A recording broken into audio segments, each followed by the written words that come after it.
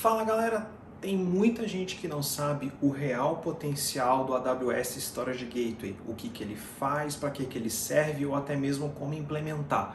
O fato é que o Storage Gateway é um produto da AWS que pode potencializar e muito toda a questão de armazenamento que você precisa para o teu ambiente on-premises ou mesmo na nuvem. E se você quer uma aula realmente completa, confere esse vídeo comigo.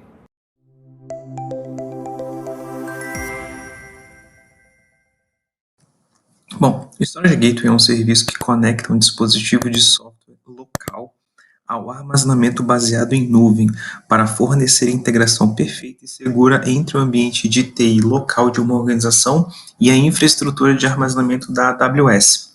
Esse serviço ele permite armazenar dados com segurança na nuvem da AWS para armazenamento escalável e econômico. Então, basicamente, como é que ele funciona? Se você tem o seu data center, você conecta uma interfacezinha, um plugin, ou mesmo um endpoint do Storage Gateway, e aí você consegue enviar dados para a AWS. Em termos macros, é isso que acontece, tudo bem? Então vamos lá. O dispositivo de software do AWS Storage Gateway está disponível para download como uma imagem virtual que você instala em um host no seu data center. O Storage Gateway suporta imagens para o VMware ESXi ou Microsoft Hyper-V.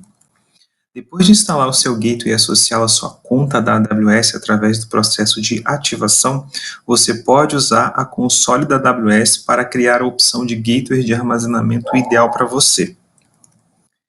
Então vamos lá, a gente tem 3 tipos diferentes de Storage Gateway que são os seguintes. O primeiro é o gateway de arquivo, que pode ser usado via NFS ou SMB. A gente tem o gateway de volume, que é o iSCSI, e que dentro do iSCSI a gente tem volumes armazenados, que é o storage volumes, ou os volumes em cache, que são os cache de volumes. E também a gente tem o gateway de fita, que é para substituir aqueles armazenamentos em fitas antigos de data centers. Então vamos lá, primeiro o gateway de arquivo, que é o File Gateway. Os arquivos eles são armazenados como objetos em seus buckets S3 e são acessados por meio de um ponto de montagem NFS. Para quem não trabalhou com NFS, você tem basicamente um IP da rede, ou seja, um endereço numérico, onde você faz a montagem, que é o mount point, para o bucket. Todo esse endereço IP, como é que é feito, tudo isso no próprio Storage Gateway é mostrado passo a passo. A propriedade, as permissões e os registros de data e hora são armazenados de forma durável no S3 em seus metadados do usuário do objeto associado ao arquivo. Depois que os objetos são transferidos para o S3, eles podem ser gerenciados como objetos nativos do S3. Ou seja, a gente pode atribuir aquelas políticas de bucket, como controle de versão, gerenciamento do ciclo de vida, replicação dentro e fora de região, e elas se aplicam diretamente aos objetos do seu bucket. Então, basicamente, essa é uma arquitetura simples para a gente entender como é que funciona o File Gateway. Então, assim, se você tem o seu Application Server aqui, você conecta no serviço do Storage Gateway através do NFS ou SMB, e aí, através da sua conexão de internet, que a gente vai ver nas aulas de redes, a gente vai estar enviando isso diretamente por S3, que pode ser o Standard, Infrequent Access, o OneZone, o Glacier Deep Archive, e por aí vai.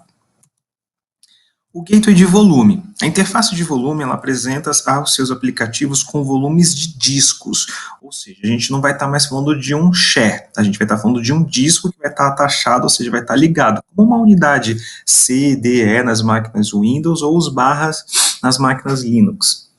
E ele usa o protocolo iSCSI. Os dados eles são gravados nesses volumes, eles podem ser copiados de forma assíncrona, como snapshots, point in time, ou seja, o ponto de tempo que você decide, dos seus volumes e armazenados na nuvem como snapshots do EBS. Então isso é muito útil porque a gente pode começar a taguear por aí e até fazer um plano de disaster recovery a partir desses snapshots. Ou mesmo, gente, através do Storage Gateway do serviço, tem muitas empresas que usam essa estratégia tanto quando joga para o S3, né, para diferentes classes de armazenamento, quanto para snapshots de EBS, para estar fazendo assim a sua transição para a nuvem. Então, os snapshots eles são backups incrementais que capturam apenas blocos alterados. Todo o armazenamento de snapshots também é compactado para minimizar as taxas de armazenamento. Continuando, os volumes armazenados permitem armazenar seus dados primários localmente, enquanto você faz um backup assíncrono desses dados na AWS.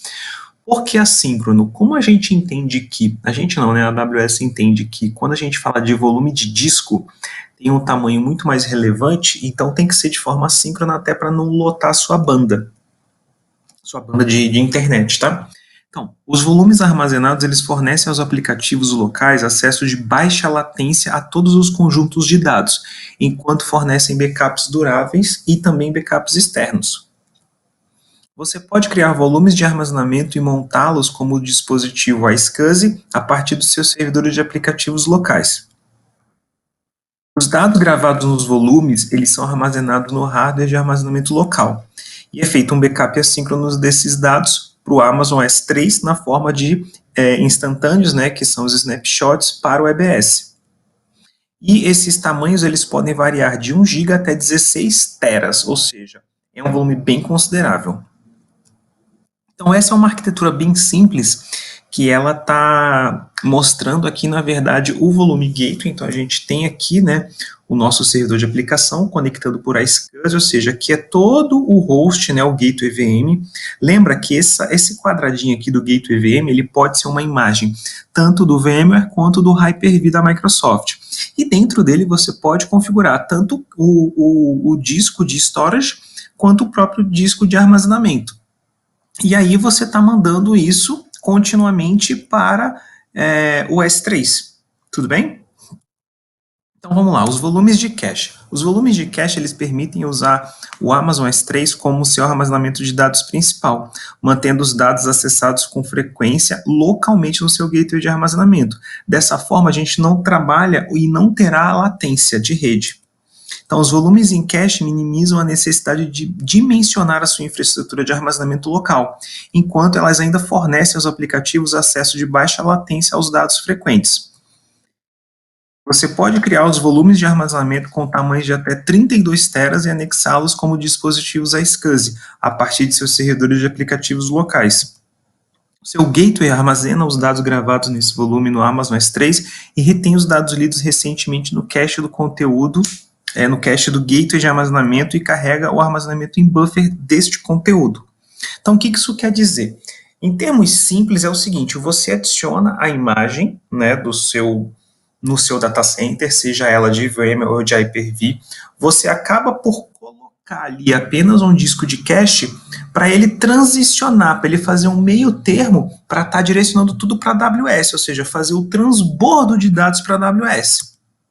E esses discos eles podem ter de 1 GB até 32 teras, então assim, ele é muito maior. Então, acaba que tem aqui a mesma topologia para vocês entenderem, tá? Que fica dentro da mesma máquina, mas está aqui o cache, tudo bem? Vamos lá, o gateway de fita. O Tape Gateway ele oferece uma solução econômica e duradoura para arquivar seus dados na nuvem. Isso aqui a gente está falando de um armazenamento de longo prazo, tá, pessoal?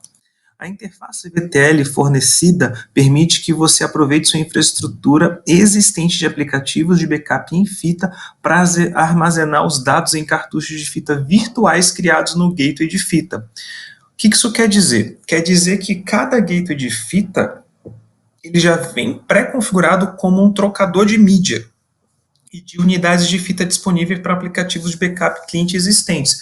Então, a maioria dos serviços aplicativos de backup de fita existentes hoje, você pode simplesmente plugar ele no gateway de fita da AWS e virtualmente está emulando isso como se fossem fitas físicas. Então, você adiciona esses cartuchos, né, para estar arquivando seus dados. E essas são exemplos de duas topologias. Na primeira aqui de cima, vocês estão vendo, né? Ele armazena aqui no S3 e depois está jogando para o Glacier ou o Glacier Deep Archive. Então, realmente, ele está emulando as fitas. E o outro cenário a gente está mandando aqui, ó, bem mais completo, né? O servidor, backup, aí o backup que conecta com o cache storage ou o tape gateway, aí manda para o serviço storage via HTTPS para o Amazon S3 e aí o Glacier Deep Archive na forma de tape archive. Então, assim, acabam-se os seus problemas de backup, acabam-se os seus problemas de armazenamento. Tem muitas empresas que hoje têm softwares como Kibana, como Elasticsearch, como Splunk, como Syslog, que são serviços aplicativos que precisam e demandam de muito armazenamento. Então você acaba fazendo esse transbordo para uma infraestrutura da Amazon, você acaba, além de ter economia, você acaba tendo como escalar isso e ter uma capacidade muito mais fácil de estar buscando seus dados. Umas dicas aí do final. Nosso gateway de arquivo, ele é NFS ou SMB para arquivos que podem ser armazenados no S3. O gateway de volume, os volumes armazenados, que são storage volumes, então, são todos arquivos armazenados on-site e são feitos backups no S3 de forma assíncrona.